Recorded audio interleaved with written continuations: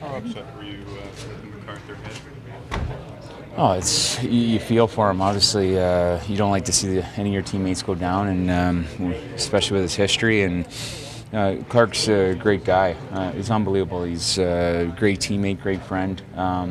Do anything for you, and just like we do anything for him. So when you see a guy go down like that, it's tough. You just hope he's a couple of days let the dust settle, and he's feeling a little better. How tough is it watching Clark and what he's going through right now? Tough. I mean, I've had some minor contact with him over the last couple of days. You obviously want to leave him to attend to things, but it's tough, especially the guys that watched the hell that he went through last year and all that positive upside that you came into camp thinking about for him is taken away pretty quickly. Very, very tough. So you reach out, you let him know you're here for his family, for him, and you hope that he's on the mend quickly. Did you feel you needed to send a message to Patrick? Obviously, emotions are flowing out there, and when you see a guy that's been your teammate since he's been here, and you don't lying there helpless. You want to go out and do something about it, and stick up for him. And at the same point, it's a tough read because we're all under the same organization. So definitely felt like I had to do something about it. Try to go out, and it was just a big scrum or whatever. But able to talk to Patrick after. Obviously, you wish you could take it back and rewind it, but you can't. And what's done's done, and you just hope Clark's back to normal, and not even for hockey, just day-to-day stuff. So hopefully he's all right for the hockey too, because he's a great player, and he's a big boy in this dressing room. Well, the things happen so fast. What did you think of the hit? You think it's. I don't think any forward that's down that low into that area expects that hit's coming. You're below the top of the circles, and the way we're preaching the play is to be up.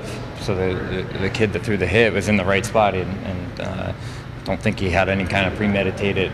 Is the word that we're using, premeditated intentions to injure anybody. He was where he's supposed to be, and he finished a hit that he felt was legal and clean, and probably by all accounts was. But having been right there and known the situation for the last year, I thought it needed to be addressed.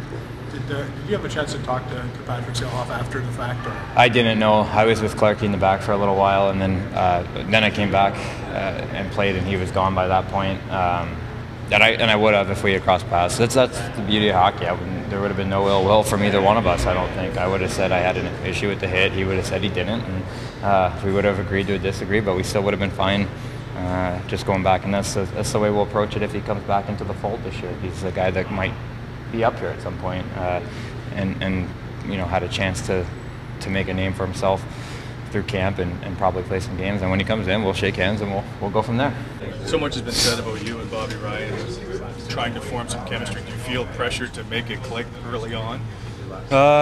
There's always pressure, but I think it's a good one, and we're clicking right now in practices and the inter-squad games, and that's a good sign. And, now we have Smitty tonight, a big body that can win us some pucks in the corners, and he's really good on the board in the defensive zone. So we're just going to try to click, and like I said, it's our first game. We're just going to try to play simple and make plays and do what we have to do. I was skating 3 times a week in July, which I usually don't do till mid-August. No, just lots of things just to make sure that the ankle and leg are feeling better. And like I said, I'm feeling good.